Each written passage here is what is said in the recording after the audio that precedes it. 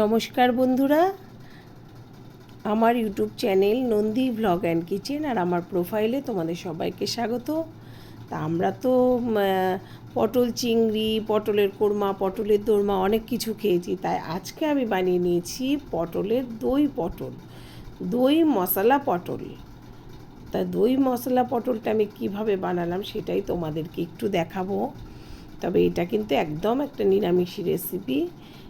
এটা বানাতে একটু সময় তো লাগবেই, একটু সময় নিয়েই এটা বানাতে হবে, তবে খুব সুস্বাদু। যেমন অন্যান্য পটলের রেসিপিগুলো সুস্বাদু, এটাও কিন্তু খুব সুস্বাদু একটা রেসিপি। তাই চলো তাহলে আমরা দেখে নিই কীভাবে আমি বানালাম দই মশলা পটল। কেমন? তা প্রথমেই পটলগুলোকে আমি এইভাবে ছুলে নিয়েছি। সম্পূর্ণটা কিন্তু গায়ের থেকে খোলা ফেলে দিইনি। এই যে মাঝে মাঝে এরকম সবুজ রেখে দিয়েছি। আর সেই অংশগুলোকে আমি একটা ছুরির সাহায্যে একটু ওপরের একদম যে পাতলা আবরণটা সেটাকে ফেলে নিচ্ছি। তো এইভাবে কিন্তু আমি প্রত্যেকটা পটলই একটা একটা করে এই যে মাঝখানের যে সবুজ অংশগুলো সেখান থেকে ওই পাতলা পর্দাটাকে ছুরির সাহায্যে ফেলে দেবো একটা একটা করে। আর তারপরে এই যে সাদা অংশগুলোর মধ্যে আমি ছুরি দিয়ে দিয়ে ঠিক এইভাবে কেটে নেব। এটা কেটে নেবার কারণ একটাই, যে যাতে মশলাগুলো তেলগুলো এর ভেতরে যায়, সেই কারণেই আমি এই জায়গাগুলোকে এরকমভাবে ছুরির সাহায্যে কেটে কেটে দেব। তা আগেই বললাম এটা একটু সময় নিয়ে করতে হবে। এই যে এগুলো করতে একটু খুঁটিনাটি কাজ, যেগুলো করতে একটু সময় লাগে, তো এগুলো একটু সময় নিয়েই করতে হবে। তাই এই পটলগুলোর মধ্যে এবারে আমি কি করব, নুন আর হলুদ এই দুটো দিয়ে আমি পটলগুলোকে খুব ভালো করে মেখে নেব। তো এদিকে আমি কড়াইয়ে তেল দিয়ে দিয়েছি, তেলটা গরম করে নিয়ে সেই পটলগুলোকেই আমি তেলের মধ্যে দিয়ে দিয়েছি। এবারে কিন্তু পটলটাকে আমি খুব ভালোভাবে নাড়াচাড়া করে সুন্দর করে ভেজে তুলে নেব। তো এই যে পটলগুলো কিন্তু সুন্দরভাবে ভাজা হয়ে গেছে। আমি এখন সব পটলগুলোকে একটা পাত্রে তুলে রাখছি।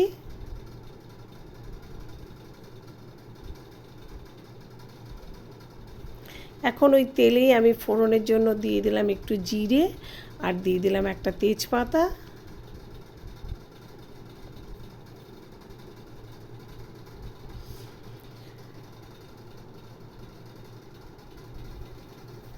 এখন আমি এর মধ্যে একটা মশলা দিয়ে দিলাম তেলটার মধ্যে।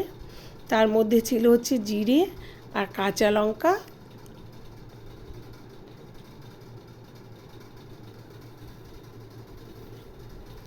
এই দুটো মশলা, আর একটু ধনেও ছিল, ধনের গুঁড়ো, জিরের গুঁড়ো আর কাঁচা লঙ্কা। আর দিয়ে দিলাম হলুদ, দিয়ে আমি ভালো করে একটু কষাচ্ছি। তার মধ্যে দিয়ে দিলাম একটু কাশ্মীরি লঙ্কার গুঁড়ো। তা কাশ্মীরি লঙ্কার গুঁড়োটা কিন্তু এখানে আমি দিলাম শুধুমাত্র একটু কালারটা যাতে সুন্দর হয় সেই কারণে। আর এখানে এখন আমি যেটা দিয়ে দিলাম সেটা হচ্ছে একটু পোস্ত আর একটু কাজু বাদাম বাটা। তা পোস্ত আর কাজু বাদাম বাটাটা দিয়ে আমি কিন্তু খুব ভালো করে একটু নাড়াচাড়া করে নিলাম। আর নাড়াচাড়া করে যখন দেখলাম তেলটা ছেড়ে গেছে মশলা থেকে, তখন আমি দিয়ে দিলাম যে পটলগুলো আমি ভেজে রেখেছি সেই পটলগুলো, আর দিয়ে দিলাম স্বাদ মতো লবণ, দিয়ে আবার একটু আমি নাড়াচাড়া করে নিয়ে এবারে আমি দিয়ে দিলাম দইটা আমি আগের থেকে একটু খুব ভালো করে ফেটিয়ে রেখেছিলাম, সেই দইটাকে দিয়ে দিলাম। তো দইটা দেওয়ার পরে কিন্তু এই যে অনেকটাই জল জল ব্যাপারটা চলে এলো। দইটার মধ্যে তো একটু জল ছিল, সেই কারণে জল জল ব্যাপারটা হলো। তারপরে যাই হোক আমি একটু ফুটিয়ে নিলাম এই পটলটাকে। ফুটিয়ে নিয়ে এইবারে আমি কি করব, একটা ঢাকনা দিয়ে ঢেকে দিয়ে গ্যাসটাকে একটু কমিয়ে রেখে দেব। এতে গ্যাসটা কমিয়ে দিলে কি হবে, পটলটা খুব ভালোভাবে খুব সুন্দরভাবে সেদ্ধ হবে। পটলের অনেক সময় হয় ওপরটা মনে হচ্ছে সেদ্ধ হচ্ছে, ভেতরটা সেদ্ধ হয় না। সেই জন্য কিছু কিছু জিনিস আছে গ্যাসটা কমিয়ে ঢেকে দিলে খুব সুন্দরভাবে সেদ্ধ হয়। সেই জন্য আমি এখানে কি করলাম, ঢাকনাটা দিয়ে বারে বারে করে এরকম ঢাকনা খুলে দেখে নিয়ে আবার ঢাকনা দিয়ে আমি গ্যাসটা কমিয়ে কমিয়ে পটলের দই মশলা পটলটা আমি বানিয়ে নিচ্ছি। তো এই যে পটলটা কিন্তু একদম সুন্দর সেদ্ধ হয়ে গেছে এবং খুব সফট হয় এতে, যদি আমি এরকম গ্যাসটা কমিয়ে কমিয়ে রান্না করি। তারপরে আমি সবার শেষে দিয়ে দিলাম একটু চিনি।